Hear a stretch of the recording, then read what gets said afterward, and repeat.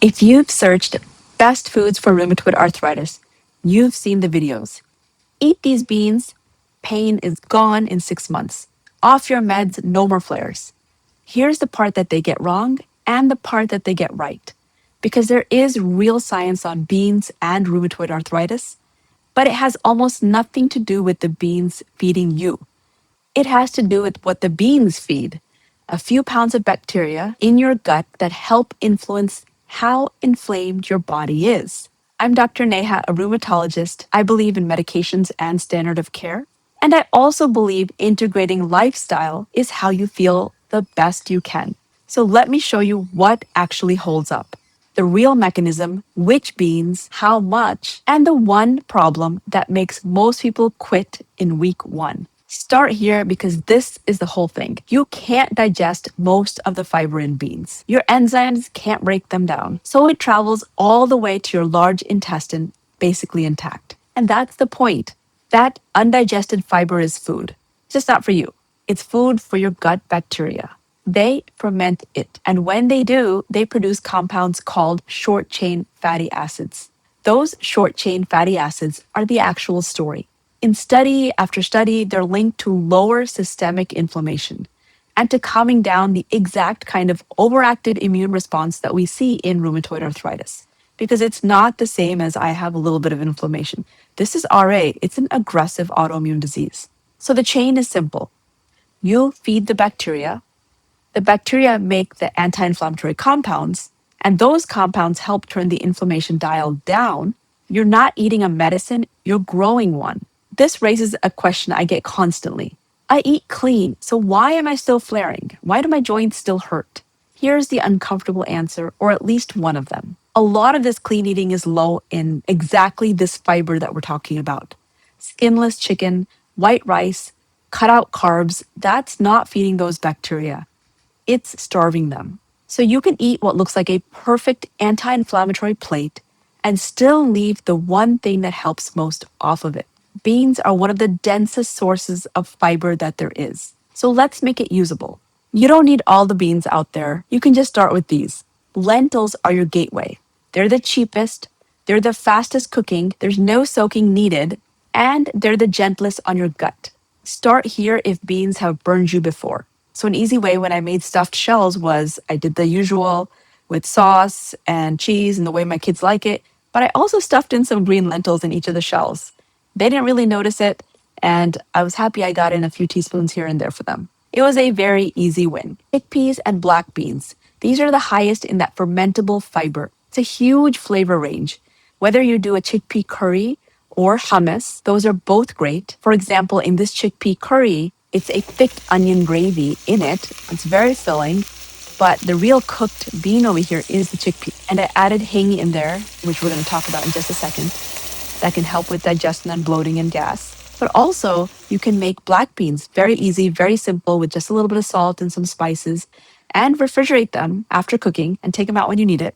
Easy to put a couple of teaspoons here and there. Kidney beans, most people have heard of them. They're great in curries and stews, which is exactly where I like to use them. But just know that these could be a little bit tougher on your stomach compared to, let's say, lentils. Here in this video, I made some black lentils, but they had kidney beans kind of sprinkled through them. And there's multiple steps that we go through in order for it to really be a little bit easier digestion on your stomach. And there's 4 parts to that. And there's also the bigger picture evidence. When researchers look at the eating patterns tied to lower RA activity, the Mediterranean style diet, the plant forward diets, beans and lentils show up again and again. And that's not proof that a bean fixes RA, but it's a consistent signal and the mechanism underneath it is real. But aren't beans bad for joints? I've definitely heard that. Some of you are thinking, wait a minute, aren't beans high in purines? Won't they cause gout or make my joints worse? This is one of the most common things I hear, so let me clear it up. Yes, beans contain purines, but here's what the research actually shows. The purines in vegetables and legumes don't raise the gout risk the way that purines from red meat and seafood do. Those are the real culprits. Plant purines just don't behave the same way in your body. So if you've been avoiding beans to protect your joints, that fear isn't supported by the evidence. For most people, beans are working for your joints, not against them. How many beans should you eat, let's say, in a week? About a half cup a day or most days of the week would be pretty good. We're not talking about a giant bowl once a week. You want to be small and consistent because you're feeding a population of bacteria that responds to steady input, not a one time dump. Canned beans are totally fine. Just remember to rinse them, it cuts the sodium, and it rinses off some of the compounds that cause gas. And if half a cup a day sounds like a chore, let me show you how little you actually have to think about it. Breakfast doesn't need beans at all. At lunch, throw a scoop of chickpeas on whatever salad or bowl that you're already eating, or have a simple lentil soup.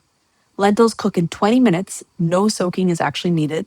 At dinner, black beans alongside whatever else you're making. That's it, you've hit your half cup without a single bean recipe. The goal isn't a bean diet, it's beans that are quietly showing up in the food that you're already eating. Which brings me to the reason that most people quit beans in week one. Beans give people gas and bloating. That's the number one reason they give up before any of this can help. So here's why it happens and the fixes. Beans carry sugars your body can't break down. Your bacteria are fermenting them. That's great for inflammation, but that fermentation makes gas. The trick is to lower those sugars before they hit your gut and to give your bacteria time to adapt. So here in this black lentil and kidney bean recipe, you have to remember that if you're going to use dried beans, which is generally my preference, you have to soak them overnight. And then in the morning, when you're about to use them, you want to get rid of that water, that soap water, throw it out, and cook them in fresh water. And then the third thing that you have to remember is to add a pinch of hing, also called asafoetida, hard to pronounce. It's used in Indian cooking exactly for this reason, and it cuts the gas. You can buy it at an ethnic store, Indian store, even on Amazon. So many places sell it. And four, the part that a lot of people forget is cook them longer. Cook them until they're soft. Undercooked beans are the worst offenders. It's okay if you overcook them a little bit. They'll probably even taste better. Because, especially for kidney beans, when they are raw or undercooked, they aren't just hard to digest, they're actually toxic.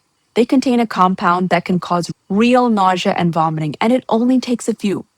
The fix is simple. Boil them properly. A true rolling boil for about 10 minutes destroys it. One catch worth knowing, a slow cooker on low may not get hot enough to do that. So boil the kidney beans on the stove first, then slow cook them. Canned kidney beans are already fully cooked. You can use them, so it becomes a non-issue. This isn't a reason to fear beans, it's just a reason to cook them all the way through. Now, what if you tried all that and beans still wreck you? Do not force half a cup. Start absurdly small, a single tablespoon a day. That's not a failure, it's the actual strategy. Your gut bacteria physically adapt to what you feed them. Give it a tablespoon, let the population shift, then build it up over a few weeks. Small and steady beats big and miserable because the person who quits gets zero benefit.